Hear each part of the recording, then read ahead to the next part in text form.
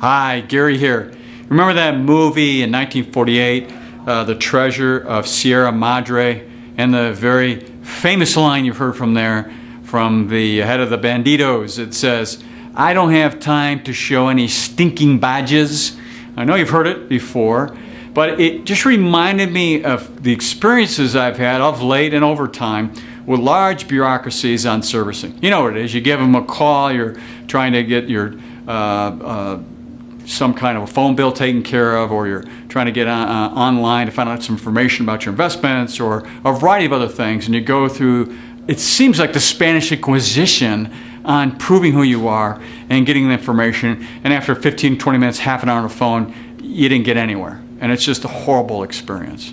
Now, if you're a successful investor, you know, and you really have built up your wealth, and you're beyond that point where you really need any more wealth, now that's subject to interpretation sometime, but let's assume for a moment you are. I want you to take you back a few hundred years. You know, the founding fathers were all entrepreneurs. And you know, there was some beauty in how they set up our country and the way we're governed. It was really, you know, life, liberty, and the pursuit of happiness. So it was this democracy that was set up to basically deal with the economic engine of capitalism. So when you look at that, I think they paid particular attention to some freedoms in particular. It was a lot about freedoms. There were really 4 freedoms. And this is something I picked up from the Strategic Coach. And it's freedom of time, money, relationship, and purpose. So, time. The freedom to be able to spend the time the way you want to spend your time. Now, if you're working for a boss in a corporation where you have to be there at certain times or not, that's not what I'm talking about. That's where if you are in that situation, you can leave at any time because you have enough money. You have enough to be able to do what you want to do. How about money? Well, obviously, if you've looked at your cash flow and your balance sheet and your taxes, and it looks like you can live the rest of your life with an inflation rate without worrying about money and being paid for things, you have enough money to be able to move down the road. How about relationships? Again, many of the relationships that got you where you are not the relationships that you're going to take with you as you go forward, because you're in a different place in that how these other freedoms work together. So as you're moving along, you will develop the relationships you need to be able to move down the road with your family and friends and others out there in the community. And finally, purpose.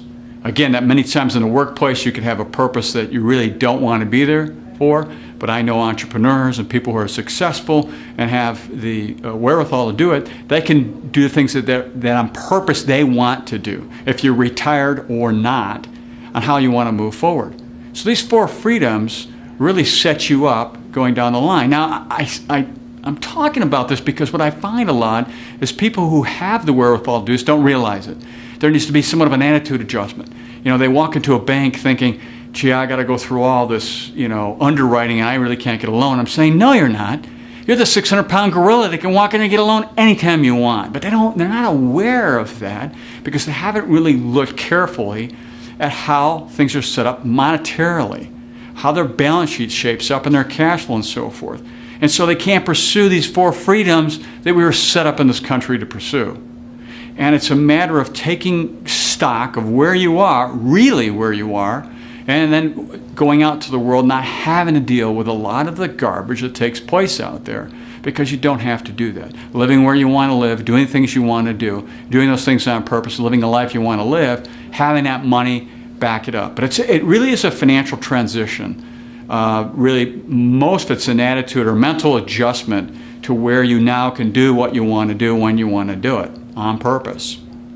It's just something to think about over the holidays if you sit down with your family and friends and kind of have that discussion about where you are and where you're going, you know, next year or in the immediate future. So until next time, enjoy.